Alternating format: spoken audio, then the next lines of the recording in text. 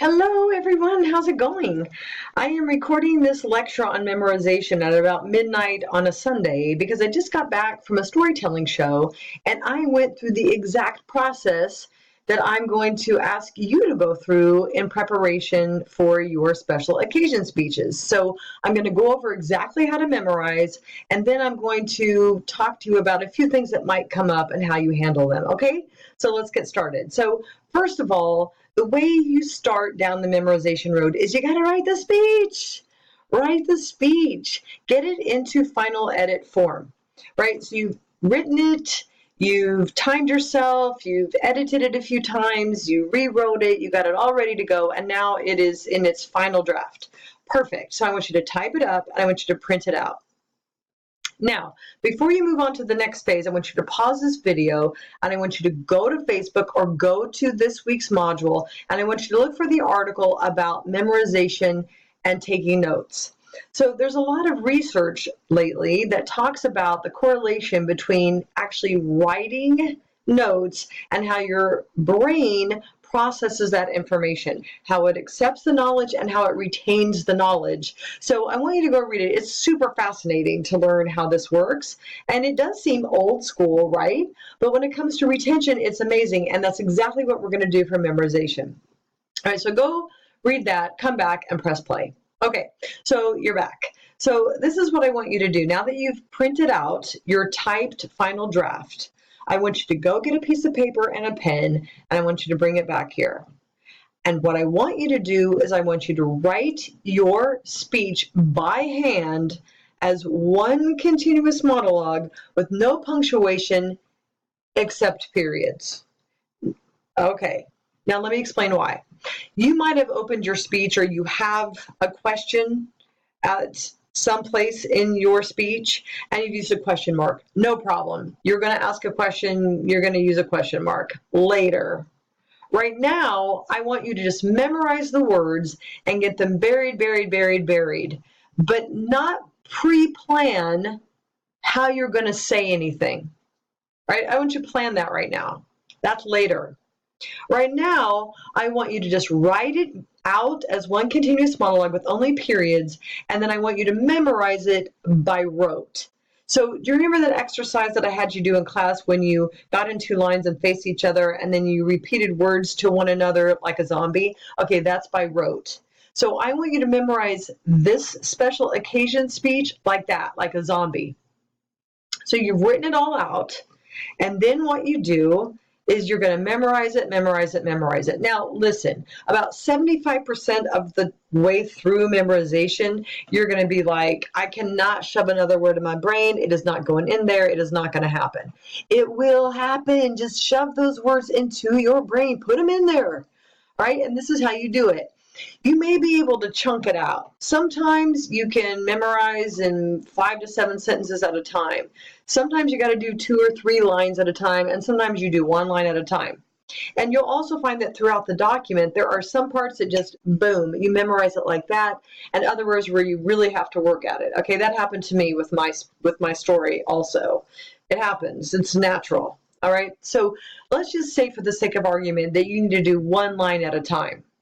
Okay, so it's 1 line of the notebook at a time. You know how your notebook has lines, you've written it all out. So you do 1 line, memorize, and then you go to the second line and you memorize that second line on its own, memorize, and then you put it together with the first one, and then you memorize the both of them. Okay, then you go to the third line and you memorize the third line, memorize, then you add that to the first and second line, and then you memorize all 3 of those for a bit, and then the fourth, and then the fifth, on and together and onward. All right, eventually you're going to get all those words in your head. Some of it might be looser than others, but as you practice, it's all going to get really solid. The reason why you do it by rote is that you want those words to just become a part of who you are. So for instance, when you and I are having a conversation in class, we're not planning what we're going to say. I may say something that makes you laugh. You might say something that makes me mad. I might cry. Who knows? It's an improvisation. We don't know what's going to happen. It's like we're reading a script when we're having a conversation, but we're engaged. We're having a dialogue. And the more you can memorize and bury those words so they just become part of your language, the more when you get up to give your speech, it just feels like you're having a conversation with the audience in a really natural way. And if you know how you feel about the words that you're saying, whether it's a special occasion speech or an informative speech or a persuasive speech, if you know how you feel and you've memorized the words, you open your mouth and the words come out. The sense of confidence you will get by not having to think to remember your words is unbelievable. And now, full disclosure, not every speech book or every speech teacher advocates for memorization. As you can imagine, I happen to be a huge fan of memorization. I rarely use notes. I 99.9% of the time have my speech memorized. I think it makes a better speech. I think the really connected and personally connected speeches that happen because someone is memorized and off book and is able to really have a conversation with someone just brings people together. It makes it more interesting. It's more engaging. It's more engaging to watch a speaker like that for me as an audience member. And it's also more engaging for me as a speaker when I'm engaging with the audience. Okay, so I'm always going to say memorize your speech. This is the only one that you absolutely have to memorize, but I want you to keep it in mind. And when you see some speeches that you really like, I want you to take note, whether you were distracted by their notes, whether they were reading, and the audience didn't even have to be there. But when you're memorizing and you're having a conversation, then everybody in the room is important. And I think that makes a great speech. Okay, so you've memorized, and now I just want you to run it. I want you to run it when you're doing mindless activities like washing the dishes, mowing the lawn, riding your bike. It's great when you do it that way because you're gonna think to yourself, I can just hear it already. You're gonna try to tell yourself that you don't have time to do it this way and that you have no time to work on memorization. And the fact is, you don't have time not to. This is the quickest and most efficient way to thoroughly memorize. Believe me, I've done it for years. I learned it from a master. It really, really works. And so, like for instance, today, I went and got stuff to make soup, and as I was peeling potatoes and carrots, I was talking the lines out loud and memorizing. And then what I did was I timed it again. I had to time it again, right? Because once it's memorized, it's a lot closer to how you're really going to speak on speech day, and that gives you a more accurate time. So I timed it, and it was about 9.5 minutes, and my speech needed to be 10. My story needed to be 10 minutes. All right, so it was about 9.5. So what I did is I went back and I edited, and it was easy to cut lines because, first of all, I knew what was extraneous. It was easy to pinpoint that because I knew the line so well. So I cut, and then I timed it again. And so then I was about 8:30. And then the host sent an email, and the host said, please, everybody in the cast, be sure that you're well under 10 minutes because it's a show that's coming in after us, and we have to make the time. You have to make the time. Right? So I was going through the same thing that you're going through with every speech out in the world. It happens. So I thought, okay, wait a minute. It's a comedy story. It's a comedy show. And I might end up interacting with the audience once they respond to some of the things I'm saying. They may laugh, or maybe there's going to be a ton of people there and it's going to be hard with the energy. So I better cut. And so I cut it again, and I got it down to 8 minutes. That way I could hold for laughs. I could pause, I could slow it down a little bit, and I knew for sure that I would be done by 10 minutes. Okay, the pressure was on. People paid money to come and see this show. The host had sent out an email about making the time. And as a courtesy and out of respect for the show, I wanted to do that. So I had to cut. I had to cut some of my magical lines. But what can you do? You got to make the time. You got to make the time. But it's easy to fix that after you're memorized. You just have such a huge sense of control over the material, and you've practiced it, and it's great. So I want to prove to you that I did it. All right. So I'm going to show you really quickly. Boom.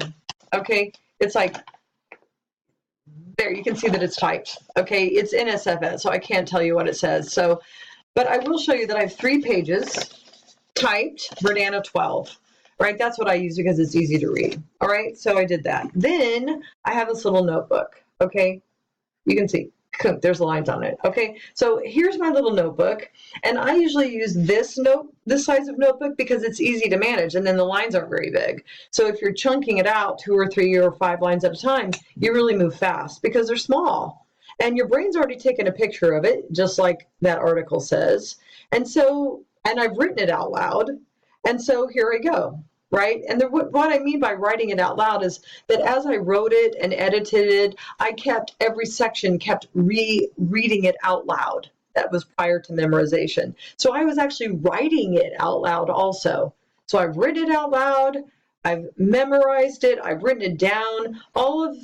Every aspect of my brain is working together to retain this knowledge. All right, so I memorized off of this notebook, not off the typewritten one, off of the notebook, because my brain took a picture of this, what I wrote. That's why you have to wait till it's in final draft, because you don't want to start memorizing something until it's legit. All right, so I memorized, and then it was done. All right, now you're going to try to talk yourself out of doing this, and I'm here to tell you, talk yourself back into doing it. You will feel so good and so utterly prepared that you will feel totally in control. So when we've got food and people coming in and out and music playing, you're going to feel like you're in charge, and you're going to open your mouth and the words are going to come out, and the speech is going to be amazing. So don't shortchange yourself here. Okay, you may find that notes are a distraction to you, or you may find that sense of connection and that sense of accomplishment by memorizing it and doing a great speech really makes it easier for you. But the only way you can get to that is if you do this. All right, so do this. Practice those words when you're driving to school, when you're walking your dog, when you're riding your bike, when you're doing some mindless activity. Don't listen to the music. Go ahead and work through your lines. Get them down so they're just part of your conversation. And I can tell you that if you do that and come to class to give this unbelievably prepared speech, you are going to feel amazing. Okay, these speeches are going to be amazing. So do it. Really go through the process. You'll never regret it because you will feel good. All right, and these speeches are going to be great. So have some fun with it. Write your speech, memorize it, write it out. Ask me any questions you have, and I'll see you on the DB. Okay, really great job, everyone. You're doing great. Get those speeches done. We'll work this week on the DB together to get them done, and then just memorize it and then knock it out of the park. Okay, it's going to be awesome. All right, have a good one. Bye.